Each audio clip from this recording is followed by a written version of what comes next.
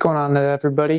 Sorry for the poor lighting, and it's in the garage. It's raining outside today, but I got a really fun video I'm super excited for. This has been something I've wanted to do for a long time with my Outlander Sport, and I just haven't had the opportunity. Something came up. One of my buddies through the community that I've met, he went a different route with his build, so he gave me a really good offer. And today we're going to be installing H&R lift springs on the Outlander Sport.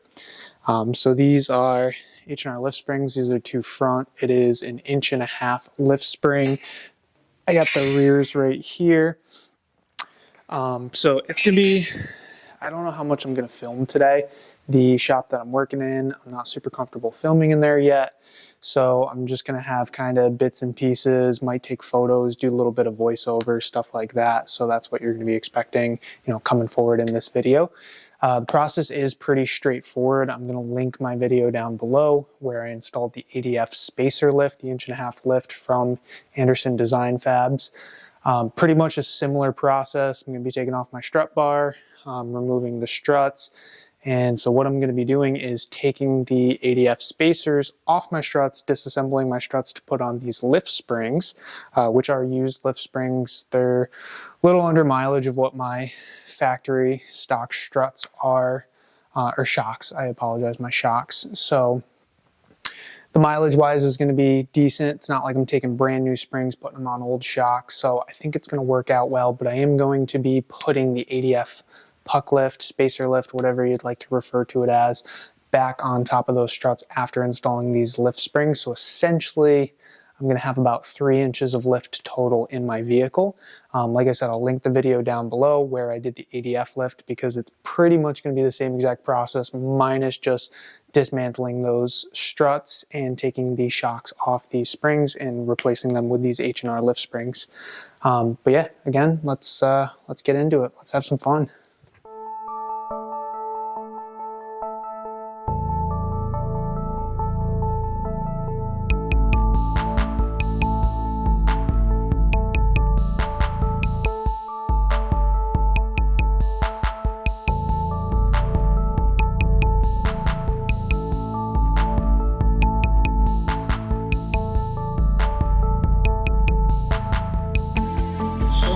Got all those struts out, so now it's just time to use the coil spring and start swapping over springs. So that's the size comparison between factory.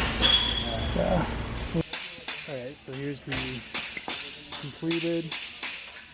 We got the H&R lift spring, got the ADF spacer back in there, so we'll just get this thrown in there and then moving on to the. So now we have everything back together. We're going to do a quick alignment and take it for a test drive. So I didn't get a good video while they're out, but there they are. You can see them. H&R lift springs. ADF pucks are back in there. Is good to go. Carson significantly higher. It's got some awesome clearance now, and we're really excited about this. Can't see them in the rear, unfortunately. You can barely see where the pucks are, but springs are behind there.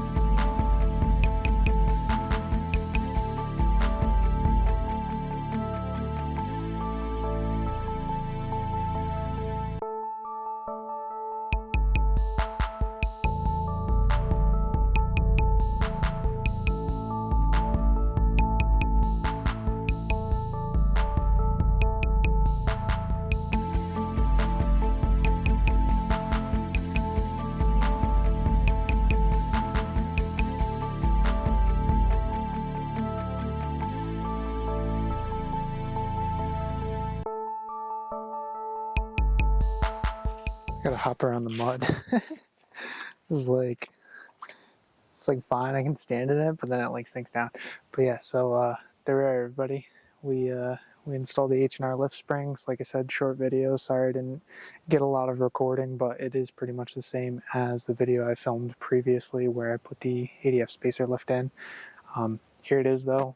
I've put like 100 miles on it since doing the lift. Not a lot, but so far it's handling pretty similar. Definitely feels a little stiffer in the suspension, but I'm excited to run this a little longer, see where everything goes with it, and yeah, it's going to be a blast.